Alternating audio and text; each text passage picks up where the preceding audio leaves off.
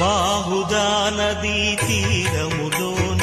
బావిలోన వెలసిన దేవ మహిలో జనులకు మహిమలు చాటి ఇహ పరముల నిడు మహానుభావ